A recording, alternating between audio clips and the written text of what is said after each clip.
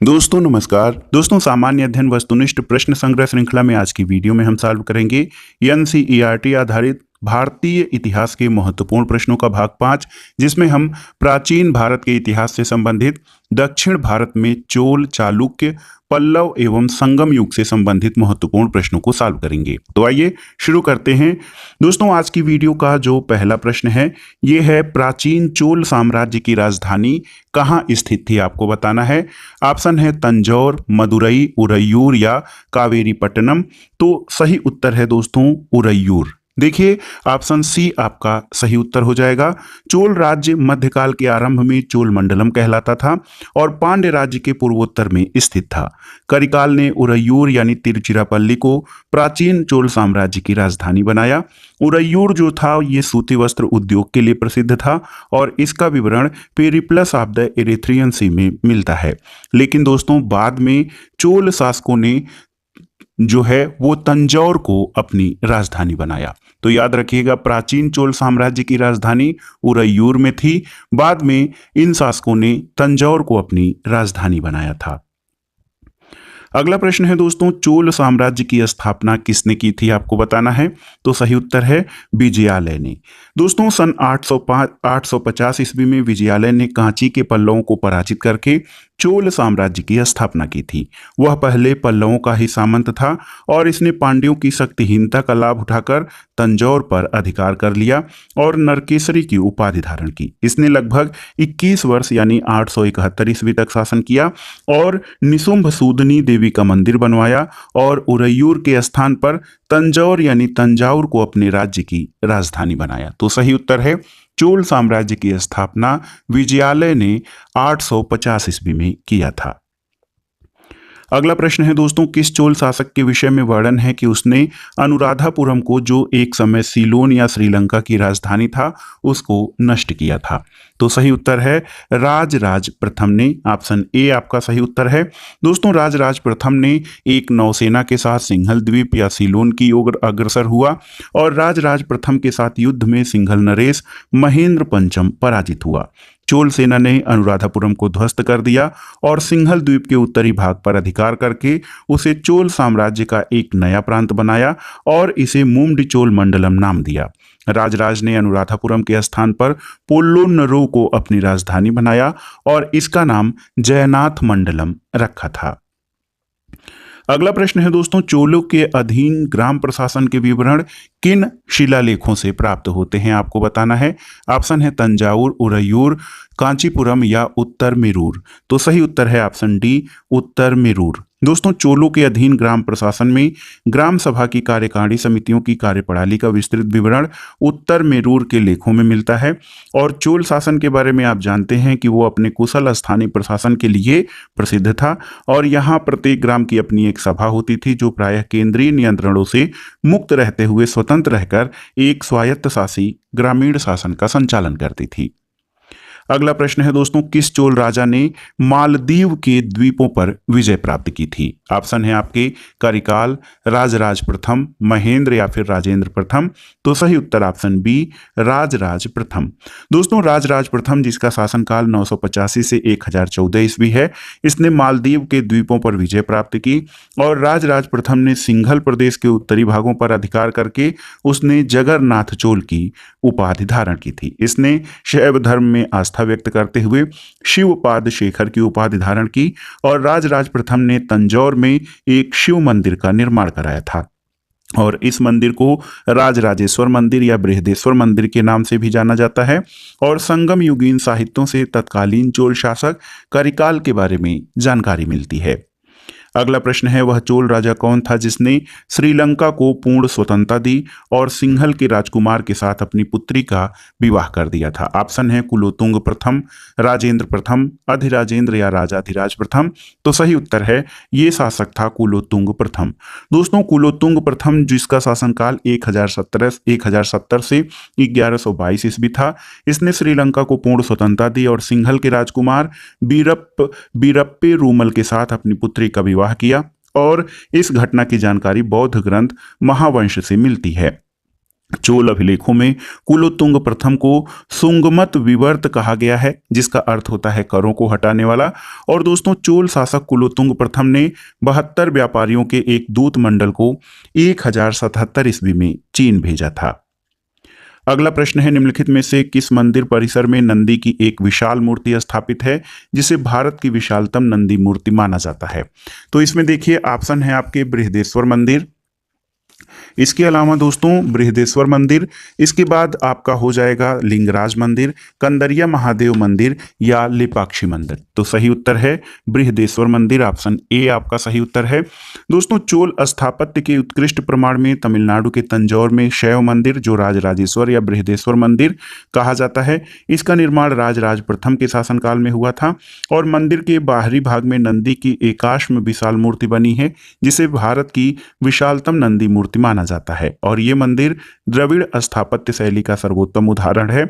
यह विश्व में प्रथम तथा एकमात्र मंदिर है जो पूर्णतः ग्रेनाइट से निर्मित है। इस मंदिर को यूनेस्को ने विश्व धरोहर स्थल घोषित किया है। अगला प्रश्न है, किस राजवंश के विषय में संगम साहित्य में उल्लेख नहीं है? ऑप्शन है कदम्ब, चेर, चोल या फिर पांड्य। तो सही उत्तर है ऑप्शन ए, कदम्ब के बारे में। दोस्तों, प्राचीन संगम काल में संगम ग्रंथों की रचनाएं की गई, जिसे संगम साहित्य कहा गया। इसमें चोल, चेर, पांड्य राजाओं के उद्भव का विवरण है, जबकि कदम्ब राजवंश का संगम साहित्य में उल्लेख नहीं है। संगम साहित्य में प्रेम और राजाओं की प्रशंसा के बारे में बताया गया है, और राजाओं की प्रशंसा से संबंधित रचना को आगम और सामाजिक जीवन की रचनाओं को पुरम कहा जाता है। इन्हें मुख्यतः 3 भागों में बांटा गया है, पुत्थु पातु, इथैतोके और पदिनेल क्युनवक्कु। तो ये है दोस्तों, आपसे पूछा गया था कि किस राजवंश के विषय में संगम साहित्य में जानकारी नहीं मिलती है। तो कदम्ब राजवंश के बारे में संगम साहित्य में जानकारी नहीं है। अगला प्रश्न है, राजवंशों में से किसके शासक अपने शासनकाल में ही अपना उत्तराधिकारी घोषित कर देते थे? ये बहुत ही महत्वपूर्ण प्रश्न है। ऑप्शन है आपके चालुक्य, चोल, कदम्ब या कलचुरी। तो सही उत्तर है चोल वंश में। दोस्तों, चोल काल के राजा प्राय अपने शासनकाल में ही युवराज का चुनाव कर लेते थे, जो उसके बाद उसका उत्तराधिकारी बनता था। संगम काल के तीनों राज्यों में सबसे संपन्न चोलों का राज्य था। चोलकालीन शासन व्यवस्था राजतंत्रात्मक थी। संपूर्ण चोल साम्राज्य 6 प्रांतों में विभक्त था, और प्रांतों को मंडलम को कोट्टम को नाडु यानी जिले में, और प्रत्येक नाडु को कई कुर्रमों यानी ग्राम समूह में विभक्त किया गया था।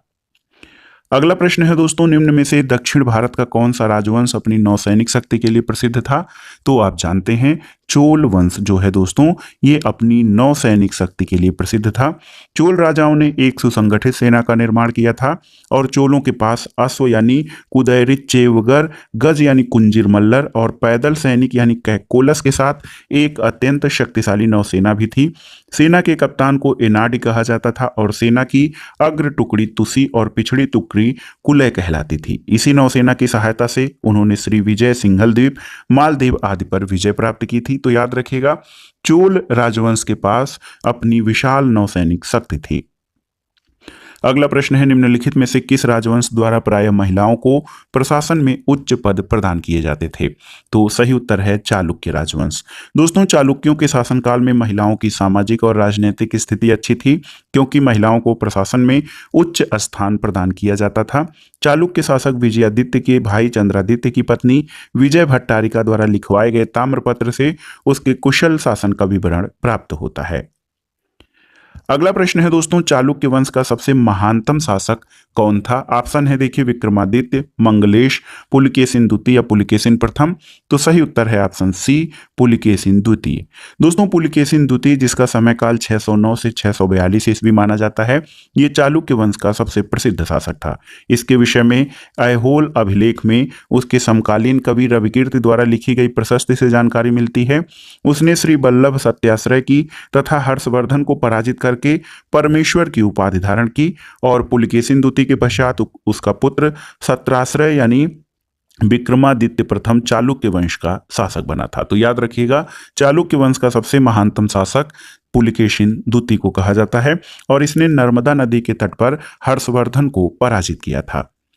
अगला प्रश्न है दोस्तों, महमूद गजनवी के सोमनाथ अभियान के समय चोल राज्य का शासक कौन था, आपको बताना है। उत्तम चोल, राजराज प्रथम, कुलोत्तुंग या राजेंद्र प्रथम। तो सही उत्तर है ऑप्शन डी, राजेंद्र प्रथम। दोस्तों चोल शासक राजेंद्र प्रथम का शासनकाल 1012 से 1044 ईस्वी तक रहा और राजेंद्र प्रथम के शासनकाल में महमूद गजनवी ने 1025 से 1026 ईस्वी में सोमनाथ अभियान किया था और सोमनाथ मंदिर को ध्वस्त कर दिया था।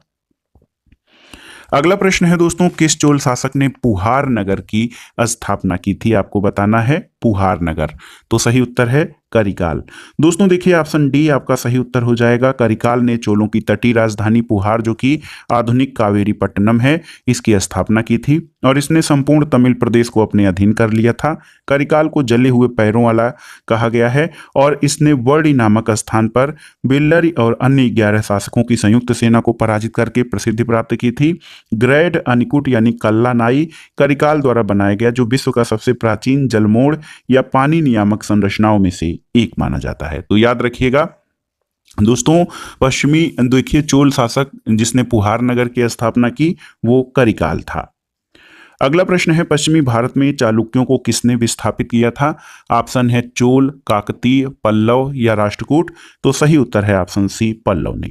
दोस्तों पल्लव शासक नरसिंह वर्मन, जिसका शासनकाल 630 से 668 ईस्वी, इसने पुलकेशिन द्वितीय को परास्त कर चालुक्यों को पश्चिमी भारत की ओर विस्थापित होने पर मजबूर कर दिया और नरसिंह वर्मन ने चालुक्यों की राजधानी वातापी पर अधिकार कर लिया। इस विजय के उपलक्ष्य में उसने वातापी कोंड की उपाधि धारण की। तो याद रखिएगा चालुक्यों को विस्थापित करने वाले पल्लव थे। अगला प्रश्न है दोस्तों, चालुक्यों की राजधानी कहाँ थी, आपको बताना है। तो उत्तर है वातापी, जो है ये चालुक्य शासकों की राजधानी है। 6वीं 7वीं शताब्दी में बीजापुर कर्नाटक जिले में स्थित वातापी, जिसका आधुनिक नाम बादामी है, और ये प्राचीन नगर चालुक्यों की राजधानी थी। वातापी के चालुक्य राजवंश का वास्तविक संस्थापक पुलकेशिन प्रथम 535 से 567 ईस्वी था। इसके उत्तराधिकारी कीर्तिवर्मन प्रथम ने दोस्तों पूर्ण पराक्रम, सत्याश्रय आदि उपाधियां धारण की थीं। अगला प्रश्न है, किस चोल शासक ने बंगाल की खाड़ी को चोल झील का स्वरूप प्रदान किया था। तो ये महत्वपूर्ण शासक राजेंद्र प्रथम रहा। दोस्तों आप जानते हैं कि राजेंद्र प्रथम 1014 ईस्वी का जो शासनकाल रहा, ये चोल वंश का चरमोत्कर्ष का काल था। ये 1014 में चोल राज सिंहासन पर बैठा और इसकी उपलब्धियों के विषय में जानकारी तिरुवालंगाडु और करंदाई अभिलेखों में मिलती है। राजेंद्र प्रथम ने बंगाल की खाड़ी को चोल झील का स्वरूप प्रदान किया और बंगाल की खाड़ी चोलों की शक्तिशाली नौसेना के कारण चोलों की झील बन गई थी। अगला प्रश्न बहुत ही महत्वपूर्ण है। देखिए सिलप्पादिकारम ग्रंथ जो है इसका लेखक कौन था, आपको बताना है। ऑप्शन है आपके इलंगो, पड़रड़, करिकाल या विष्णु स्वामिन। तो सही उत्तर है इलंगो। दोस्तों प्रेम कथा पर आधारित महाकाव्य शिल्पादिकारम का लेखक इलंगो अदिगल था। ये तमिल साहित्य का प्रथम महाकाव्य है और इसका आप शाब्दिक अर्थ होता है नूपुर की कहानी। ये संगम साहित्य का महत्वपूर्ण महाकाव्य है और इसका लेखक चोल नरेश करिकाल का पौत्र था। कोवलन और कड़ग्गी क्रमशः इस महाकाव्य के नायक और नायिका हैं और ये महाकाव्य पुहार कंकाडम, मदुरै कांडम और वज्जिंग कांडम 3 भागों में विभाजित है। इन भागों में चोल, पांड्य और चेर राज्यों का वर्णन है। अगला प्रश्न है दोस्तों, प्रसिद्ध दिलवाड़ा मंदिर कहाँ स्थित है, आपको बताना है। राजस्थान, उत्तर प्रदेश, मध्य प्रदेश या महाराष्ट्र। तो सही उत्तर है राजस्थान में। दोस्तों दिलवाड़ा मंदिर 5 मंदिरों का समूह है जो माउंट आबू यानी सिरोही राजस्थान में स्थित है। इन मंदिरों के लगभग 48 स्तंभों में नृत्यांगनाओं की आकृतियां बनी हुई हैं। इन मंदिरों का निर्माण चालुक्य शासक भीमदेव प्रथम के सामंत बिमल शाह ने करवाया था और इनमें सबसे प्रसिद्ध मंदिर बिमल वसाही मंदिर जैन धर्म के प्रथम तीर्थंकर ऋषभ देव को समर्पित है। तो दिलवाड़ा के जैन मंदिर राजस्थान में स्थित हैं। इस वीडियो का आखिरी प्रश्न है दोस्तों, प्रसिद्ध उत्तर मेरूर शिलालेख किसके शासनकाल से संबंधित है। ऑप्शन है परांतक प्रथम, परांतक द्वितीय, राजराज प्रथम या राजेंद्र प्रथम। तो सही उत्तर आपका हो जाएगा ऑप्शन ए, परांतक प्रथम। दोस्तों उत्तर मेरूर शिलालेख चोल शासक परांतक प्रथम के विषय में विस्तृत जानकारी देता है और चोल शासक परांतक ने पांड्य शासक से मदुरै जीतकर मदुरै कोंड की उपाधि धारण की थी। परांतक प्रथम के उत्तर मेरूर लेख से चोलों के स्थानीय शासन की जानकारी मिलती है। तो दोस्तों ये था आज का वीडियो आपको कैसा लगा हमें कमेंट बॉक्स में जरूर बताइएगा। वीडियो देखने के लिए धन्यवाद दोस्तों, नमस्कार।